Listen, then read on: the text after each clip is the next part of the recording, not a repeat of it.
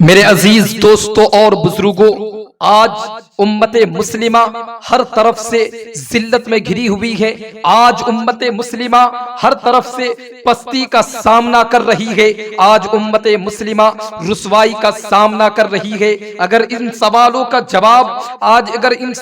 جواب کسی تجربہ نگار سے پوچھا جائے، کسی تجربہ کار سے پوچھا جائے، تو وہ کہیں گے کہ مسلمان پستی کا سامنا اس لیے کر رہا ہے کیونکہ مسلمانوں کے پاس مادی طاقتیں نہیں ہے، مسلمانوں کے پاس معاشی وسائل نہیں ہے، مسلمانوں کے پاس دولت نہیں ہے، مسلمان معاشیت کے اعتبار سے بہت کمزور ہو چکا ہے، اس لیے مسلمان دن بدن پستی کی طرف روا دوا ہے۔ لیکن میرے عزیزوں، اس درد کو بہت پہلے اقبال نے بیان کیا تھا۔ اقبال کہتا ہے سبب کچھ اور ہے جس کو تو خود سمجھتا ہے، زوال بندے مومن کا بے زری سے نہیں ہے۔ میرے عزیزوں، اگر یہ سمجھا جائے کہ دولت کی قلت کی وجہ سے ہم رسوا ہو رہے ہیں تو یہ کوئی معقول بات نہیں ہے۔ اگر یہ سمجھا جائے کہ معاشیت کی وجہ سے ہم رسوا ہو رہے ہیں تو یہ کوئی سمجھ میں آنے والی بات نہیں ہے۔ اگرچہ اس دور میں معاشیت ایک اہم چیز ہے، اگرچہ اس دور میں دولت ایک امپورٹنٹ تھنگس ہے، میرے عزیزوں، جن لوگوں کے پاس اس معاشرے میں دولت نہیں ہوتی ہے، معاشیت کے اعتبار سے جو کمزور ہوتے ہیں، ان کے طرف اس معاشرے کے لوگ دیکھتے بھی نہیں ہیں، ہمارے معاشرے کے لوگ ان کے طرف توجہ بھی نہیں دیتے ہیں۔ لیکن میرے عزیزوں، میں آپ کو بتاتا چلوں، مذہب اسلام کی پستی کی وجہ دولت مندی نہیں ہے، معاشیت نہیں ہے، اس لیے کہ اس مذہب کو معاشیت سے مضبوط نہیں کیا گیا ہے، اس مذہب کو مادیت سے مضبوط نہیں کیا گیا ہے۔ میرے عزیزوں، مذہب اسلام میں روحانیت رکھی گئی ہے، مذہب اسلام میں روحانیت رکھ کر کے اس کو مضبوط کیا گیا ہے۔ میرے عزیزوں، ذرا غور سے سننا، امت مسلمہ کے زوال کی وجہ صرف اور صرف دین سے دوری ہے، امت مسلمہ کی رسوائی اور پستی کی وجہ صرف اور صرف دینی تعلیمات سے اپنے رشتے کو کمزور کر لینا ہے۔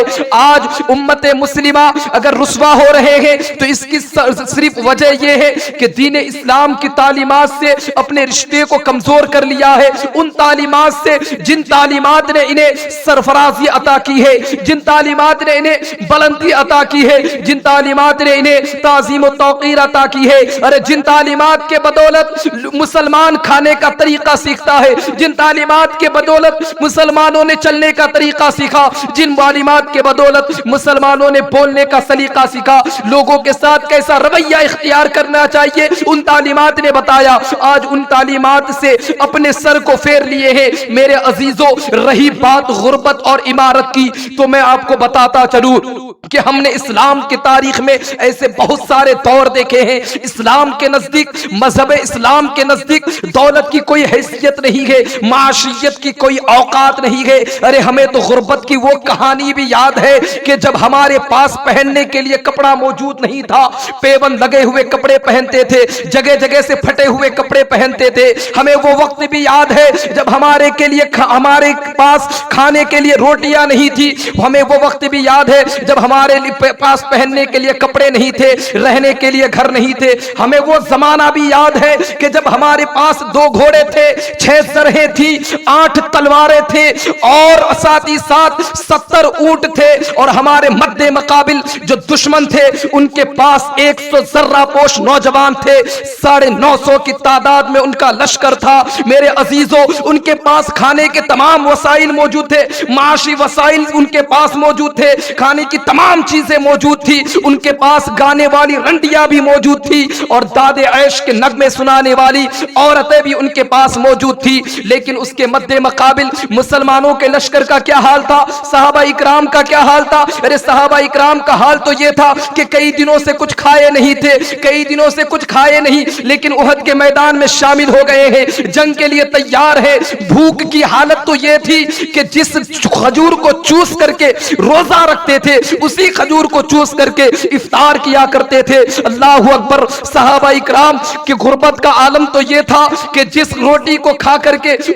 روزہ رکھتے تھے اسی آدھی روٹی کو کھا کر کے پھر افطار کیا کرتے تھے۔ حضرت ابو بکر صدیق کوئی امیر شخص نہیں تھا، عثمان غنی کوئی امیر شخص نہیں تھا، عمر فاروق کوئی امیر شخص نہیں تھا، ابو ذر غفاری کسی امیر شخص کا نام نہیں ہے، حضرت بلال کوئی امیر شخص نہیں تھا، سلمان فارسی امیر شخص کے فہرست میں نہیں آتا تھا۔ میرے عزیزو، ہمیں تو غربت کی وہ کہانی بھی یاد ہے کہ جب ہمارے پاس ہمارے 70 صحابہ اکرام شہید ہو گئے تھے، احد کے میدان میں 70 شہیدوں کی لاشیں پڑی ہوئی تھی، کفن کے لیے کپڑے ہمارے پاس موجود نہیں تھے۔ میرے عزیزو، اس وقت حضرت صفیہ حضور کی پھوپھی حضرت امیر حمزہ کے لیے 2 چادریں لے کر کے آتی ہے۔ آقا فرماتے ہیں جس قبر میں حضرت امیر حمزہ کو دفن کیا جائے اسی قبر میں حضرت مصعب بن عمیر کو بھی دفن کیا جائے۔ میرے عزیزو، حضور سرور کائنات نے کہا کہ حضور صلی اللہ تعالی علیہ وسلم نے فرمایا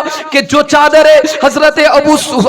امیر حمزہ کے لیے ان کی پھوپھی نے لائی ہے ان میں سے ایک چادر حضرت مصعب بن عمیر کو عطا کر دیا جائے۔ آئیے میں آپ کو اسلام کی غربت کی کہانی سناتا ہوں۔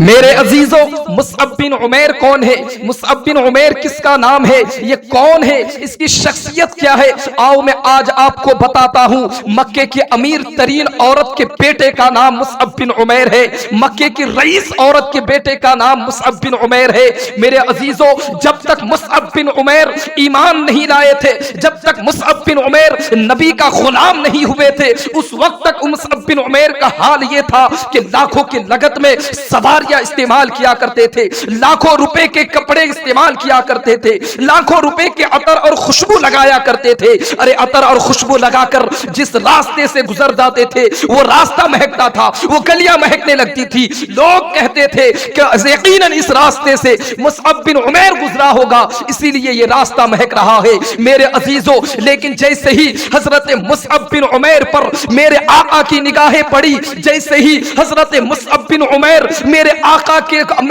کی زلفوں کے اسیر ہو گئے، اس دن سے حضرت مصعب بن عمیر کی ماں نے ان کی تمام سہولتیں چھین لی، ان کے تمام مال و زر چھین لیے، ان کے تمام آسودگیاں چھین لی، اور چھین لینے کے بعد مصعب بن عمیر کی ماں نے کہا میرے بیٹے مصعب، یہ تمام چیزیں اس وقت تمہیں دی جائے گی جب تم مذہب اسلام سے اپنے رشتے کو توڑ لو گے، جب تم نبی کے غلامی سے اپنے دامن کو پھیر لو گے، اس وقت تمہیں یہ سہولتیں دی جائے گی۔ لیکن مصعب بن عمیر نے کیا جواب دیا تھا؟ میرے عزیزوں غور سے سننا، مصعب بن عمیر نے اپنی ماں کو کہا تھا کہ امی جان، یہ تمام سہولتیں میں قربان کرتا ہوں، یہ تمام دولتیں میں قربان کرتا ہوں، نبی کے قدموں کے سامنے یہ تمام چیزیں کی کوئی اوقات نہیں ہے، نبی کے ذات کے سامنے یہ تمام چیزوں کی کوئی حیثیت نہیں ہے، میں اس کو ٹھوکر میں رکھتا ہوں اور یہ تمام چیزیں چھوڑتا ہوں اور نبی کی غلامی میں اپنے سر کو کٹوانے کے لیے تیار ہو جاتا ہوں۔ میرے عزیزوں، مصعب بن عمیر جب ایمان لے آئے اور حبشہ کی طرف ہجرت کر گئے، جب حضرت مصعب بن ہجرت کرنے کے بعد کچھ لمحے گزرنے کے بعد، کچھ دن گزرنے کے بعد، مکے کے حالات میں سدھار پیدا ہونے کے بعد مصعب بن عمیر مکہ آتے ہیں، پھٹے پرانی چادر پہن کر کے آقا دو جہاں کے سامنے موجود ہوتے ہیں، آقا دو جہاں کے سامنے حاضر ہوتے ہیں۔ آقا کی نگاہیں جیسے ہی مصعب بن عمیر پر پڑتی ہے، آقا کہنے لگتے ہیں یہ وہی مصعب بن عمیر ہے جو لاکھوں کے کپڑے پہنا کرتے تھے، جو قیمتی عطر استعمال کیا کرتے تھے، آج دیکھو میرے مصعب کے پاس جو چادر ہے وہ بھی جگہ جگہ سے پھٹی ہوئی ہے۔ ارے ہمیں اسلام کی وہ کہانی بھی یاد ہے، ہمیں غربت کی وہ کہانی بھی یاد ہے، وہ وقت بھی یاد ہے، وہ زمانہ بھی یاد ہے کہ جب مصعب بن عمیر اتنے رئیس ہونے کے باوجود، اتنے مالدار ہونے کے باوجود، جب ان کا انتقال ہو گیا، جب مصعب بن عمیر شہید ہو گئے تو ان کو پہنانے کے لیے کفن بھی میسر نہیں تھا، کفن بھی دستیاب نہیں تھا۔ میرے عزیزو یاد رکھنا، مصعب بن عمیر کو وہی کفن دیا جاتا ہے جو حضرت امیر حمزہ کے لیے ان کی بہن لاتی ہے، ان میں سے ایک کو حضرت مصعب بن عمیر کے اوپر جو بڑی ہوتی ہے مصعب بن عمیر کو دے دیا جاتا ہے، اور جو چھوٹی ہوتی ہے وہ حضرت امیر حمزہ کے اوپر ڈال دیا جاتا ہے۔ جب حضرت امیر حمزہ کے اوپر چھوٹی چادر کو ڈالتے ہیں، سر ڈھانپتے ہیں تو پیر ننگا رہ جاتا ہے، پیر ڈھانپتے ہیں تو سر ننگا رہ جاتا ہے۔ میرے آقا فرماتے ہیں کہ میرے چچا امیر حمزہ کے سر کو ڈھانپ دیا جائے اور پیر میں جنگلیں ڈال دی جائے۔ یاد رکھنا مسلمان مسلمانوں ذرا غور کرو، میرے حضور کی چچا، میرے آقا کے چچا کو کفن بھی دستیاب نہیں ہے، وہ غربت کی کہانی بھی ہمیں یاد ہے، لیکن میرے عزیزوں اس وقت بھی اسلام سلیم نہیں ہوا تھا، اس وقت بھی اسلام عزت کے مرتبے پر پہنچ چکا تھا، اس وقت بھی اسلام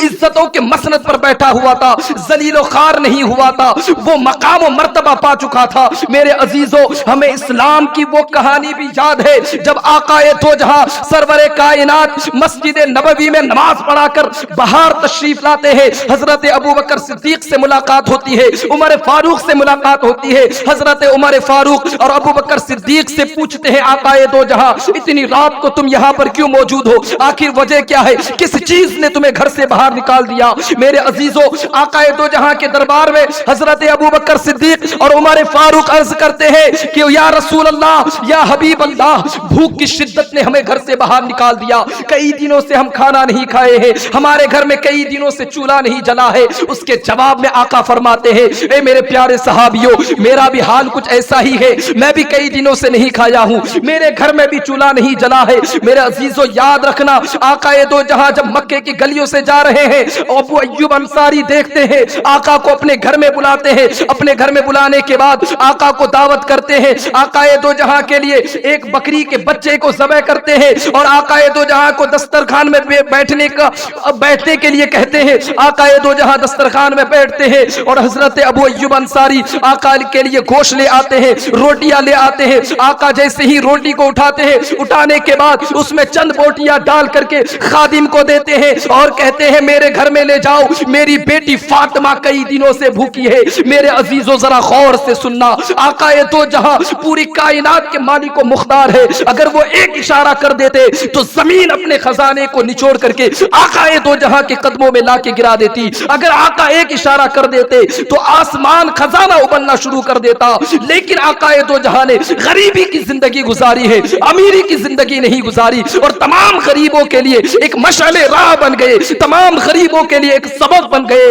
ارے وہ مالک کونین ہے، وہ پاس کچھ رکھتے نہیں، دونوں جہاں کی نعمتیں ہیں ان کے خالی ہاتھ میں۔